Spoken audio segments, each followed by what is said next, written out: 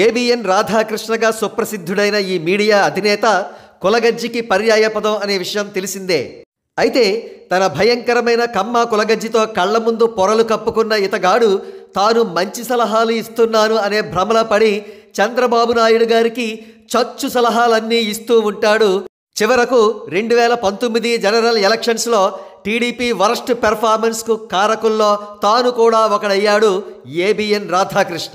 కాగా రాబోయే జనరల్ ఎలక్షన్స్లో భాగంగా టీడీపీ బీజేపీతో పొత్తు కుదుర్చుకోవడం ఏబిఎన్ ఆర్కేకు సుతరాము ఇష్టం లేదు.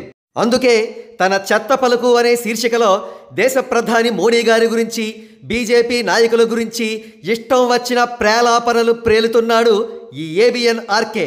బీజేపీ పోటీ చేస్తున్న 10 ఎమ్మెల్యే స్థానాల్లోనూ 6 ఎంపీ స్థానాల్లోనూ కూడా టీడీపీ రెబెల్ క్యాండిడేట్స్ నిలబెట్టాలనేది ఈ ఏబిఎన్ ఆర్కే దుష్ట పన్నాగం.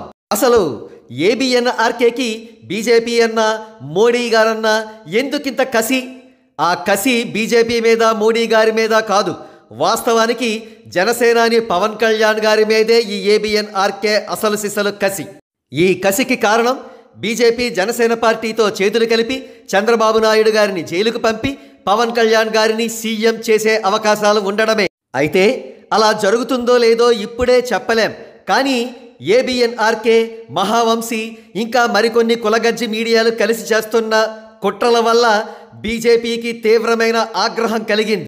ఈ కులగజ్జిగాళ్ల ఓవర్ యాక్షన్ వల్ల ఎప్పుడో ఇంప్లిమెంట్ చేద్దామనుకున్న స్ట్రాటజీని ఇప్పటి నుంచే అమలు చేస్తే ఎలా ఉంటుందనే ఆలోచనను మొదలుపెట్టింది బీజేపీ అగ్రనాయకత్వం. అదే జరిగితే తొందరలోనే చంద్రబాబు నాయుడు గారు జైలుకు వెళ్లే అవకాశాలు పుష్కలంగా ఉంటాయి. ఇటీవల Delhi CM Kejriwal, TRS leader Kavitha గారు జైలుకు వెళ్లిన పరిస్థితులు ఎలా తలెత్తాయో మనకు తెలిసిందే.